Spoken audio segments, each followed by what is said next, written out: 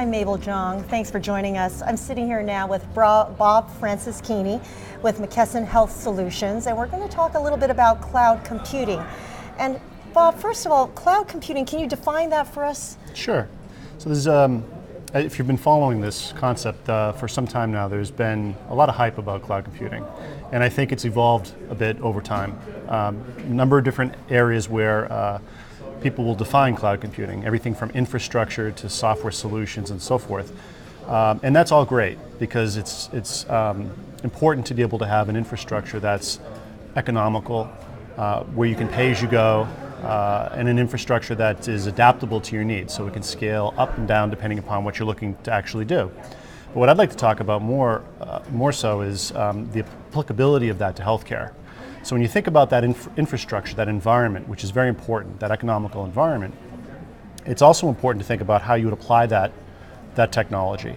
And what I've heard coined once before, and I really like the concept, is this concept of a healthcare ecosystem, where you've got a community combined with an environment to actually deliver a system or a solution. So the community in this case is really the stakeholders of care, payers, the providers, the members, and so forth. The environment is the infrastructure that I mentioned earlier, the computers, the networking, and so forth. And then when you combine them, there's a symbiotic relationship there. So the stakeholders of care, the community, now has the ability to do things that has been very challenging for them in the past, such as to collaborate, to interoperate, to communicate, to make information accessible and available, and all in a consistent and meaningful way. So if you think about your healthcare and the fact that you have a doctor and you have information that you need to make the right decisions, oftentimes that information, the cost of care, the things that you're eligible to actually have done, and that information is oftentimes disjoint. It's not often consistent. So your provider may not have the information that's current and applicable to you. Exactly. You may not have all of your choices and options available to you. And you may not know about things like the cost, which is where the payer comes into the equation. By having an infrastructure that brings all of that information together in a consistent way, makes that information available to all the stakeholders of care when they need it, you can then do some very interesting things like coordinate care.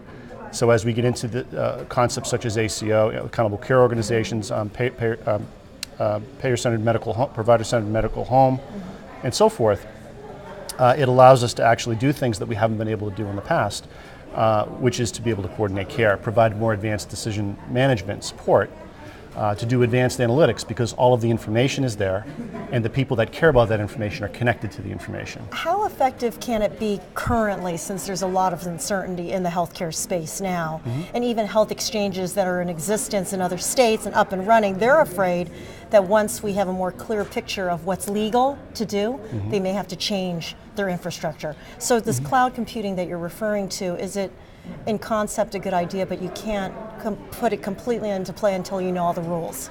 Well, I think it's fair to say that. How far and how broad you go with this will vary depending upon those rules. But I think there's some very significant steps that we can take today with cloud computing. There are organizations that have all of the pieces and parts. When I talked about that environment before, it's not just about the computers, but it's about the solutions that I need as a stakeholder to actually do what I need to do. So it's tools for research, which I use as a patient, but it's also the tools that my provider and my payer need to be able to understand the financial cost and also the appropriate care that I'm eligible to actually receive. So those pieces and parts are there today.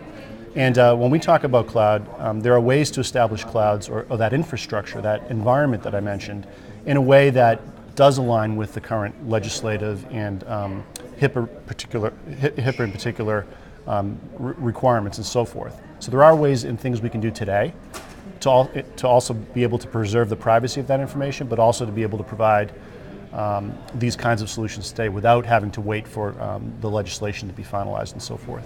Okay, well, certainly a topic that needs to be explored further. I'm sure we can go to your website to learn more. Absolutely. All right, and McKesson Health Solutions. Thanks for watching. I'm Mabel Jong.